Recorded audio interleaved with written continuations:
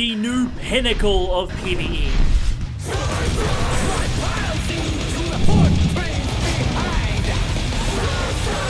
The only build that can truly be stated to be good at everything.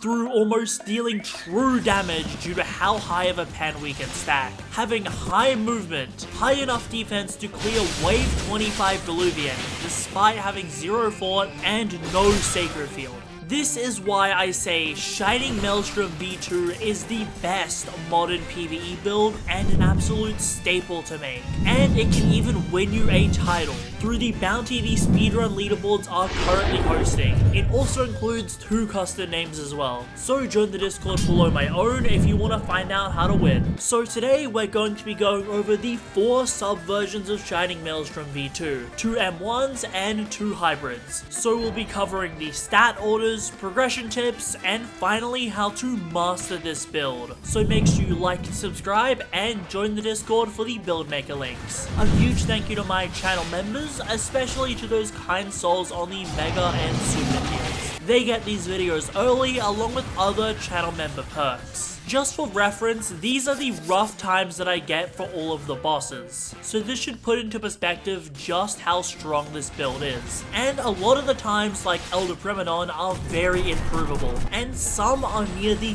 theoretical limit, like Dust's 2.1 second Ferryman, which kills him before he even teleports. But I do plan to improve these times, so if you want to give me ideas or watch how I play, I do plan to live stream my runs in the coming days. First, let's go over some general information for all the builds. First is that Bell doesn't really matter. You can either run portals as a way to become invincible and just let your metal turrets or metal rain attack enemies, run it back to take no damage and still be able to use your critical, Reaper in order to health pack off your lightning clones, Sacred Field to take less damage as a whole, a good God Roll one can make you take 1/3 physical and mantra damage, or you can just run a legendary bell for quality of life. Fun fact, I had Kamui on this build for a little bit but rolled off it. For your armor, you'll either run a Prophet's Cloak for the pen buff that it gives your mantras, or you'll run the Ignition Deep Delver for just the ability to have defense, and because it allows you to parry perilous attacks. Your origin can either be Ignition Union if you want the faster layer 2s via the Deep Drill, or you can use Castle Light if you'd prefer to run layer 2s with a light hook and just want the general quality of life that comes along with this origin. Any murmur can be ran at all, it is completely up to what you prefer. Aldor for posture, Rhythm for the ability to find players or NPCs, and Tacet if you want to go invisible. It's personally the murmur that I chose to run, just because I think it has very nice quality of life. Vitality is ran on all the builds, however you could swap it out for proficiency if you just want more damage. The reason we're running Vitality is because it reduces the health drain on Flame Within, meaning that you can keep it active for longer while maintaining the perfect flash talent. And I also want to debunk something that most of you are thinking. A Moon's Eye Totem is not at all required for this build, unless you want to get an unnecessary amount of mantras. I purposefully progged the M1 version of this build without any Moon's Eye Totems or Knowledge Quests pre-shrine, and I still managed to get it while missing 1 mantra hand and 2 free talent hands. That's also without using Shrine of Blasphemy, so I technically missed 3 mantra hands. I wanted to do this just to debunk the common myth that you need a Moon's Eye, and that's not true at all. As long as you play slow and use Mystic, you'll be fine. You can always go watch the prog if you want to see how I did it. You'll also always be using the Parasol Planter head equipment, just to reduce Flame Within damage even further. But now for the first 2 sub-versions, we have the M1 build. This is a lot more of a casual version, because it runs 50 Fortitude pre-shrine. This just makes you a little more tanky via Exoskeleton and to the finish. Plus you're getting some bonus HP from just having the Fortitude. I will say, this isn't required at all if you want to be tanky, since again, I cleared wave 25 with 0 fort and no sacred. However, if you are a little less confident in parrying, or you don't quite have a perfected kit, then this can be nice to run. M1s as a whole also allow you to perform well in things like Hell Mode, since Squilbos are normally immune to mantras. Plus, it also gives you a far better time at fighting back in depths. The post-shrine stats for either of these builds don't matter at all. Just do whatever order and do weapon last, or do Iron Sing last if you're running one of the mages. The Fortitude version trades off some mobility and damage from Gale for just getting more Fortitude. So that means that the Gale version has very similar stats, except it's 60 Gale pre-shrine instead of 50 Fortitude. The Gale will give you Aftercut, allowing you to deal 10% more damage on your M1s. This applies after the M1, so it's not affected by multipliers, as well as Wind Passage, one of the most powerful mobility mantras in the game. For both builds, you'll be using an Astral Pale Briar with the Celestial Boots, a crafting recipe that allows you to buff astral damage by a few percent. Although if you plan to do Hell Mode or are clearing the tightest dungeon, you'll have better success with a Wild Enforcer's Axe, just because the crit is really good at guard breaking NPCs. However, the mages forego any M1 damage to purely focus on your mantras, stacking up to 95% mantra pen. Fortitude does technically have a slightly bigger impact on mages due to the importance of Perfect Flash. Obviously on a mage, the sole damage dealer is the mantras. Thus, maintaining a lot of the buffs like Perfect Flash and Flame Within is really important. Thanks to Parasol Planter, along with Flame Lisp and Immolation, we can luckily maintain Flame Within for a really high amount of time. Although if you do start taking damage, you could always put a Bloodless Gem on Oxidizing Rush, as this does heal you a good chunk of health. However, the second version just moves the Fortitude into Gale, allowing you to get Wind Passage and Wind Step. So it's up to you if you want to trade off some defense for a little bit of mobility. In the end though, it's just up to your preference. Now you might be wondering, why 100 intelligence post-shrine? We do this for 3 big reasons.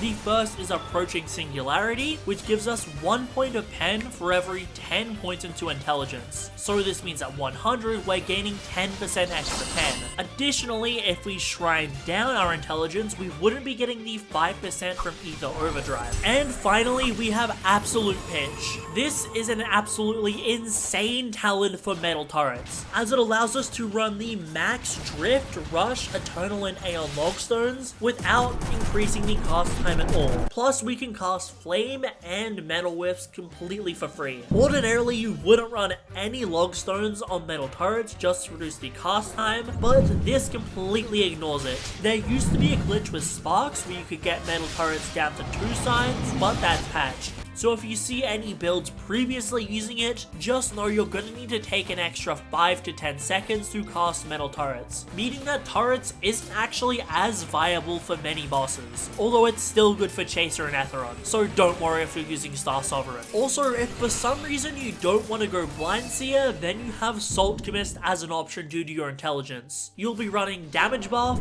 regen, and damage resistance potions. You can easily Oathbreak Salt Chemist or Blind Seer and swap between the two an infinite amount of times. Going back a bit, speaking of mantra mods, I'll have the list for both the M1 and the Mage build in my Discord. This just lets me update the list if the meta ever changes, since I obviously can't edit a video in post. I've optimized these mantra mods to be the most optimal they can be for ether cost, meaning that you're not spending extra ether on stuff like Lightning Assault or Wind Passage. Final bit for the mages, what weapon do you actually run? What you'll want to do on a separate slot is equip a Trident Spear and motif the critical off it. Then put this critical on an Iron Spear.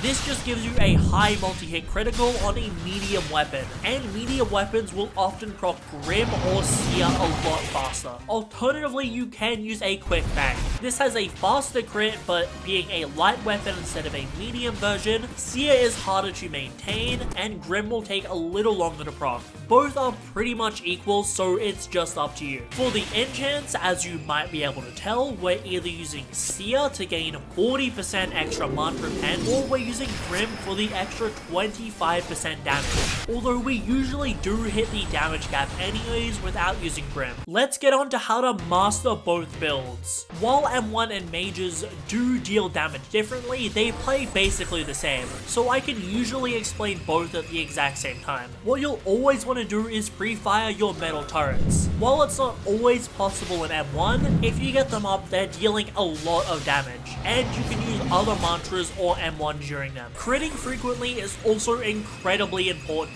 It allows you to proc enchants and maintain the stacks on them. Not to mention, you can also proc a lot of the Scrap Singer tree, as on critical, you'll drain the monster's armor, regenerate your own, and summon Artisan Blades. These are another source of passive damage that can deal thousands over a fight. Setting up Metal Rain is also very important. This is a long-lasting, high multi-hit mantra. While its damage isn't insane, it can pair very well with Scrap Singer and allow you to build additional chain stacks. If you're using the M1 build, then you'll simply just M1, cast a mantra, and repeat. And don't forget to repeatedly inhale Wind Passage on the M1 build just to maintain aftercut. Whereas if you're using a Mage, you'll just spam your mantras and then critical whenever that's off cooldown. If you're having any trouble, just copy the gameplay that I've been showing on screen all video, or just go to my runs on speedrun.com. Silas Beam is your nuke mantra. It deals multiple thousands of damage. However, this is actually true damage,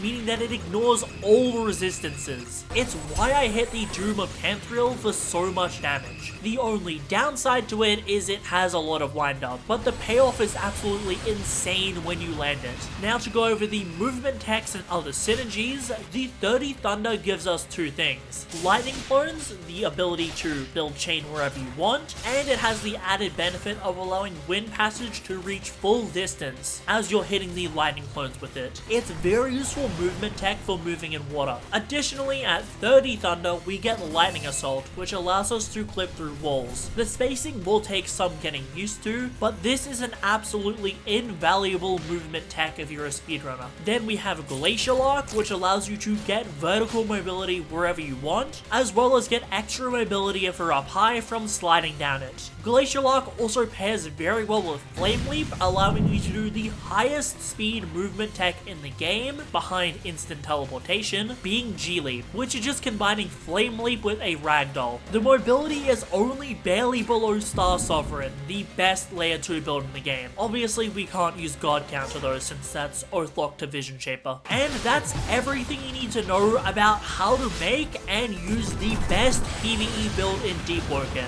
This is an absolute must-have build if you want to farm tons of relics while moving insanely fast, taking very little damage, as it's almost unheard of for a boss killer to clear wave 25, and want to absolutely melt everything in your path, as this build puts up top tier, if not the literal best times for any bosses. So make sure you like and subscribe, and join the Discord if you want the build maker links. I'll remind you again, these speedrun leaderboards are currently hosting a competition where you can win a title or custom names. Anyone can enter, just join the Discord below my own to find out how. A huge thank you to my channel members, especially those kind souls in the Mega and Super tiers. They get these videos early along with other channel member perks. Check out some more PvE content, and I'll see you all next time.